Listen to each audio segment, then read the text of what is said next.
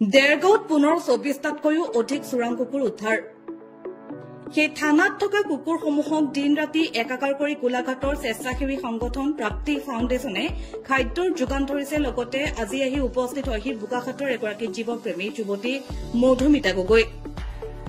দেৰগাঁও আৰক্ষীয়ে এক গোপন খবৰৰ ভিত্তিত অভিযান চলাই ৰঙাগড়া চেলেক গাঁৱৰ পৰা ২৪টাতকৈও অধিক চোৰাং কুকুৰ বস্তাত ভৰাই বান্ধি থোৱা অৱস্থাত উদ্ধাৰ কৰিবলৈ সক্ষম হয়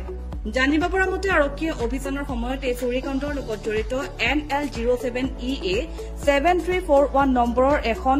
আপাচী বাইকসহ নাগালেণ্ডৰ এজন যুৱকক আটক কৰিবলৈ সক্ষম হয়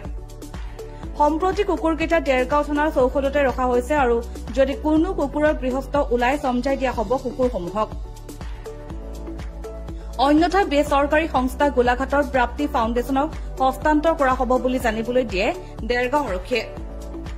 দেৰগাঁও থানাত আজি আহি উপস্থিত হৈ বোকাখাটৰ প্ৰকৃতিপ্ৰেমী এগৰাকী যুৱতী মধুমিতা গগৈ তেখেতে খাদ্যৰ যোগান ধৰেহি দেৰগাঁও থানাত কুকুৰ সৰবৰাহকাৰীৰ অধিক তথ্যৰ বাবে আৰক্ষীয়ে অনুসন্ধান অব্যাহত ৰাখিছে হয় দাদা মই তাৰ পৰা মানে কুকুৰ এটা লৈ যাওঁ ক'ৰবাত যোৱাতে পাইছে হেৰি কৰিলে আপোনাৰ কুকুৰ কেতিয়া হেৰাইছিলে কুকুৰ মোৰ 2 সপ্তাহমান হ'ল ক'ৰ পৰা হেৰাইছিলে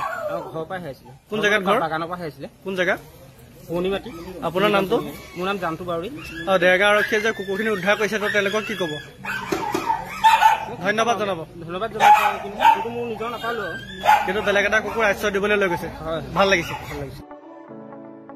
ব্যুৰো ৰিপৰ্ট আসাম এক্সপ্ৰেছ 24